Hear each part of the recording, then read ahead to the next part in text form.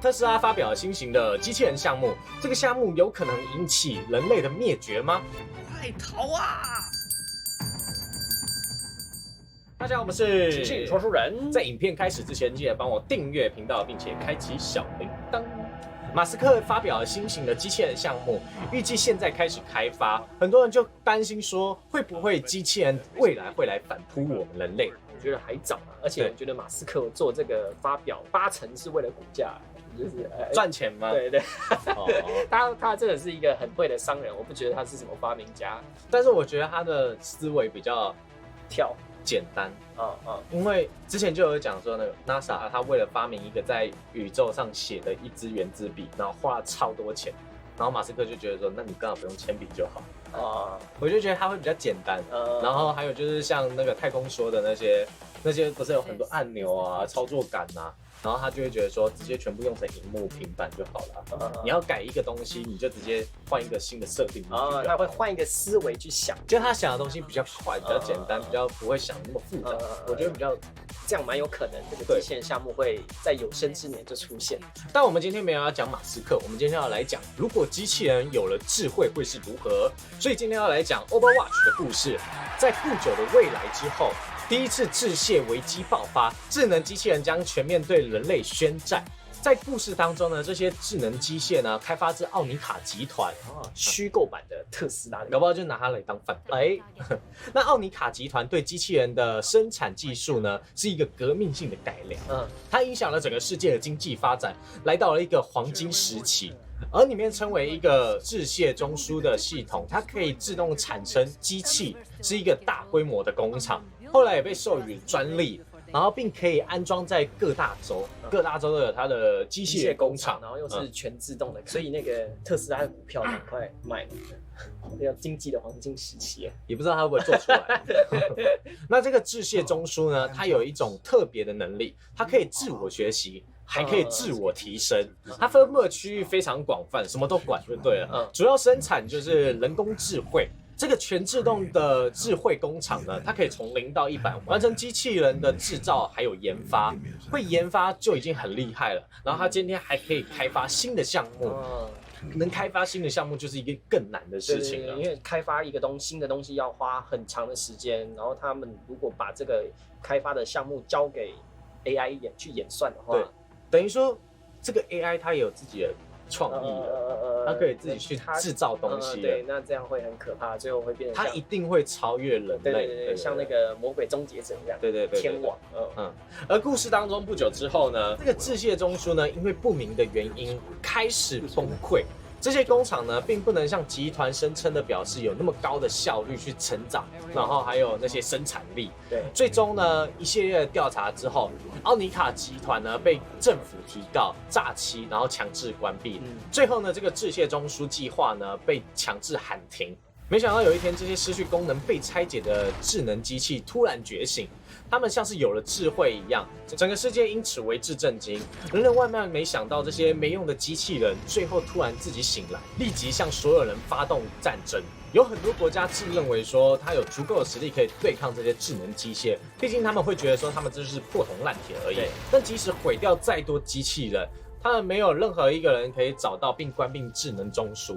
那个曾经令人类引以为傲的人工智慧，如今变成了一个真正的噩梦。最糟糕的是，这些智能机械他们没有要任何的要求，他们的攻击毫无逻辑可言，他们就是为了攻击而攻击。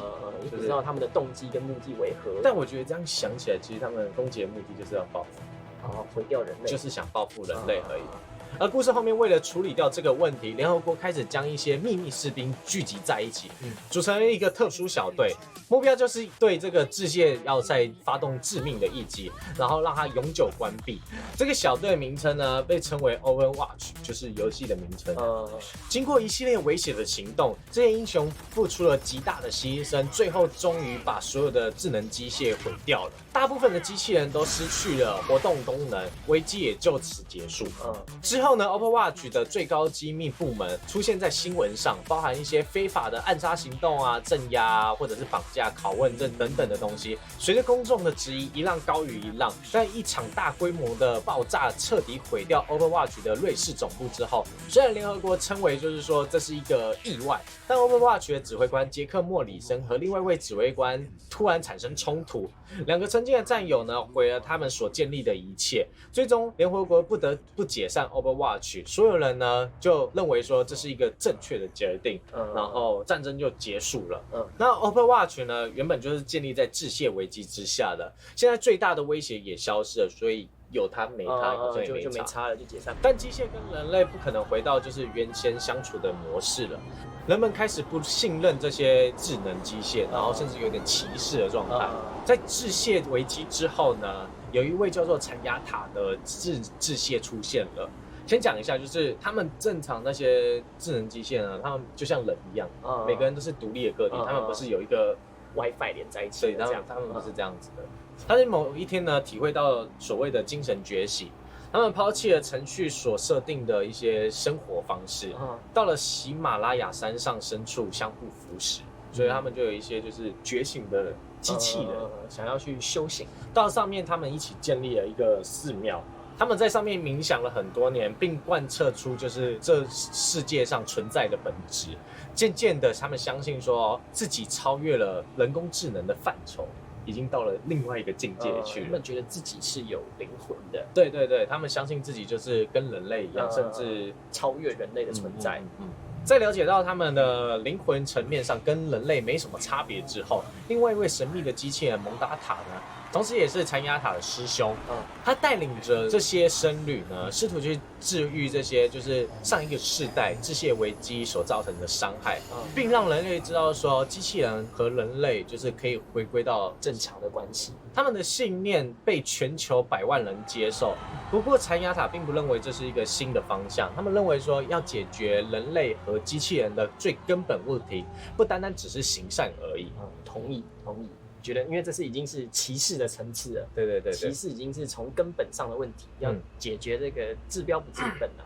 虽然很多人的心里就是还是根深蒂固的排斥机器人，毕竟发生那种事情。对。而蒙达塔呢，他就积极的演讲，成为这一代的机器人人权斗士，像什么现在女权人权斗士啊，或者是什么政治正确斗士那种感觉。听起来好讨厌。以前会很支持，现在觉得这样要看事情啊。我觉得事情都不要到极端，就是有些人已经太极端了。就像现在游戏开始走政治正确的时候，就是那些角色开始越来越丑。那个女生的头发一定要推那样子，你不能性感，然后你不能怎样，奶不能太大，不能穿太露。你穿太露呢，做这些都是物化女性。然后那些就是游戏公司大厂啊，就会觉得说要去重视这些人。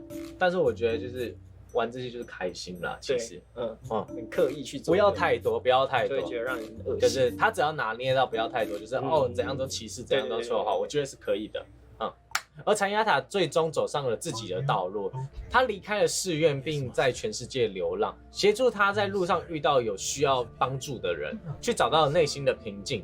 有必要的话，他也会伸出手去保护那些无辜的生命，无论是就是智能机械或者是人类，他都一样。所以他也是在走一个平权，但是他比较低调，他不会就是刻意的，就是大家和平哦。对，他是用行动去证明。那机器人和人类的关系呢，原本在双方努力下呢，其实修缮的差不多了。然而就在这个节骨眼呢，第二次的致谢危机呢突然爆发。西伯利亚机器人的控制中枢呢开始攻击人类，而致谢机器人的精神领袖蒙达塔呢也被利爪组织暗杀。所以他们机器人也是会被暗杀掉。对，就是蹦没了就没了，没有什么备份。战争似乎是已经难以避免了，有人似乎在暗中作怪。为了调查这场阴谋呢 ，Overwatch 他们的成员认为 Overwatch 会解散，搞不好也是一种政治阴谋。而现在呢，人类和致谢机器人的关系又被拉回一个冰点，新冷战，这怎么又来了？会不会他就只能这样子？就更不相信了。之后呢，就接续到游戏的剧情。温斯顿呢，他私底下召集了其他 Overwatch 的成员，需要大家帮忙解决这次的致谢危机。最后呢，就像你2代预告看到的那个，他们来到了巴黎，已经变成了战场。其实这个游戏的动画故事角色呢，其实都蛮有特色的。我知道他们因为性骚扰丑闻，现在官司缠身。对，然后就会觉得说，那些女权主义就会趁机冲上来打压，就是说，哎，你的角色是不是怎样？就是你做出这个角色，你就是这样的人，然后就影响更多人会变成跟你一样的人。我觉得他们还是不要做游戏好了。对他们，反正他们游戏做的又被大家一直骂，他们还不如就转型成电影公司。这其实讲最可惜的事情是说，这个游戏的故事内容其实在讲说智能机械跟人类还有心智上很深论的问题这样中，但是游戏内容完全就是 PVP， 对，就是我打你，你打我，没有完全，就是它故事背景其实蛮深厚，蛮有意义的。然后但是游戏内容怪怪的，好像完全不搭上，好像完全用不到。这个 PVP 比较赚钱，我们走这个方向。对啊。然后那个 Overwatch 的人马也不知道什么原因要彼此互相打来打去，也不知道为什么，就是想打而已。所以我觉得好歹你也弄一个什么阵营嘛，就是说可能有机械人阵营，然后人类阵营，对，但还是在对打。对，所以他们要出2代，可是2代的资讯已经从几年前就宣布了，然后一直到现在都没有新的消息。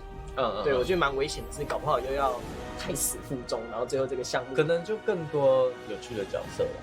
应该对哦。可是我听说他们的2代主要内容是要开发故事模式哦，那我觉得不错。对，终于方向。其实我觉得如果它是故事模式，然后可能4个人一起去破关，这种就感觉不错。像2040这样。对，你可能4个人可以连线玩这个杀机器人，杀僵尸变成杀机器人这样。对。